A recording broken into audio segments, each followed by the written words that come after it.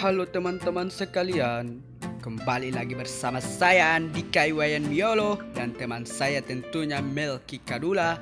Kami dari kelompok 9 ya guys ya. Jadi kami di sini ini akan menjelaskan apa itu wujud, unsur dan bentuk kebudayaan. Kami dari kelompok 9 akan menjelaskan itu semua secara detail dan secara singkat tentunya. Oke, tanpa berlama-lama lagi, mari kita langsung saja masuk kepada materinya. Oke.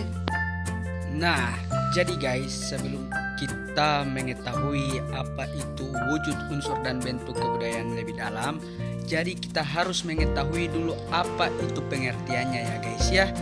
Oke. Jadi, menurut Kamus Besar Bahasa Indonesia atau KBBI disebutkan bahasanya kebudayaan adalah hasil kegiatan dan penciptaan batin atau akal budi manusia seperti kepercayaan, kesenian, dan adat istiadat. Sedangkan yang dilansir dari buku pengantar antropologi tahun 1991 karya Kunjaraningrat disebutkan bahwasanya kebudayaan adalah seluruh sistem gagasan, tindakan, dan hasil karya manusia dalam rangka kehidupan masyarakat yang dimiliki manusia dengan belajar. Nah, baru saja kita telah mengetahui apa itu pengertian daripada kebudayaan itu sendiri guys. Jadi, kita sebagai warga masyarakat Indonesia yang mempunyai begitu banyak budaya-budaya yang kita miliki, patut kita bersyukur akan hal itu guys. Kita berbeda-beda tapi tetap satu ya guys ya. Jadi langsung saja kita mempelajari apa saja unsur-unsur budaya maupun wujud-wujud budaya itu sendiri. Nah, jadi guys, sebenarnya wujud budaya itu apa sih? Nah, jadi sebenarnya wujud kebudayaan itu merupakan sebagai gagasan berupa nilai-nilai, norma, peraturan, kepercayaan, ide, ideologi, filsafah, maupun gagasan yang tertanam di dalam akal manusia.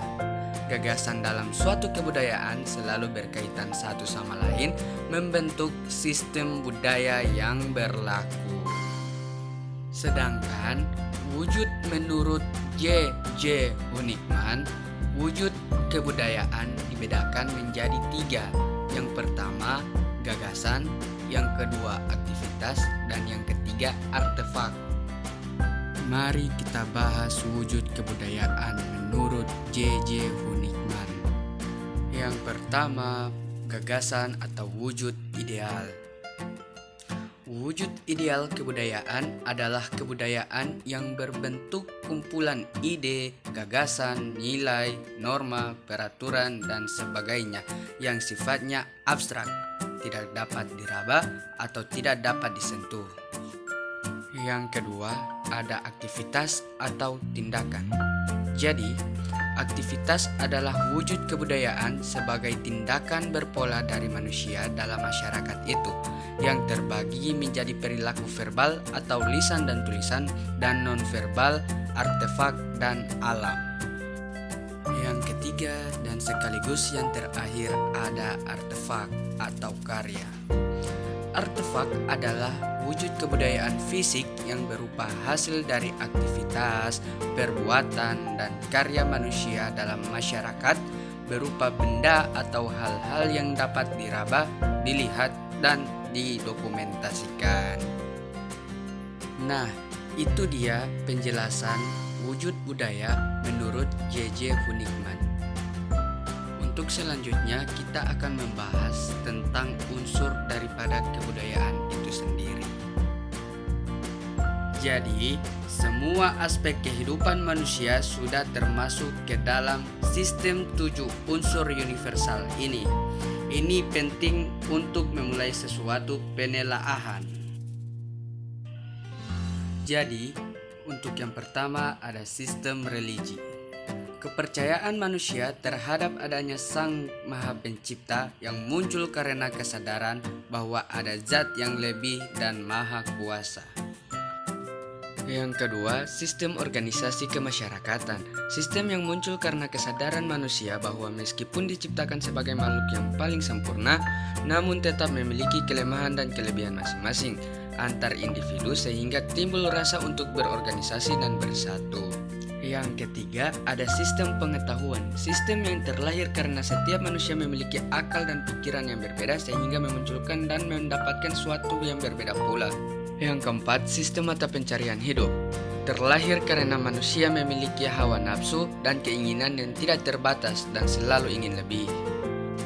Yang kelima, sistem teknologi dan peralatan. Sistem yang timbul karena manusia mampu menciptakan barang-barang dan suatu yang baru agar dapat memenuhi kebutuhan hidup. Yang keenam, ada bahasa. Sesuatu yang berawal dari hanya sebuah kode, tulisan, hingga berubah menjadi lisan untuk mempermudah komunikasi antar manusia. Bahkan sudah ada bahasa yang dijadikan bahasa universal seperti bahasa Inggris. Yang terakhir, kesenian. Setelah memenuhi kebutuhan fisik, manusia juga memerlukan sesuatu yang memenuhi kebutuhan psikis mereka, sehingga terlahir kesenian yang dapat memuaskan. Jadi, itulah beberapa unsur-unsur universal yang kita dapat ketahui ya guys ya. Kita masuk pada yang terakhir yaitu bentuk budaya. Nah, jadi guys, bentuk-bentuk kebudayaan itu terbagi menjadi dua, yaitu yang pertama ada kebudayaan materi. Kebudayaan materi merupakan suatu kebudayaan yang meliputi segala sesuatu yang diciptakan dan digunakan oleh manusia dan mempunyai bentuk yang dapat dilihat dan diraba yang memiliki nilai lisan. Sedangkan yang kedua ada kebudayaan non-materi. Kebudayaan non-materi merupakan kebudayaan yang terdiri dari kata-kata yang dipergunakan orang, hasil pemikiran adat, keyakinan, dan kebiasaan yang diikuti oleh anggota masyarakat itu sendiri. Oke guys, berakhir sudah pembahasan kita tentang materi, wujud, unsur, dan bentuk daripada kebudayaan guys. Jadi dalam video tadi apabila terdapat kesalahan kata dari saya, tolong dimaafkan guys.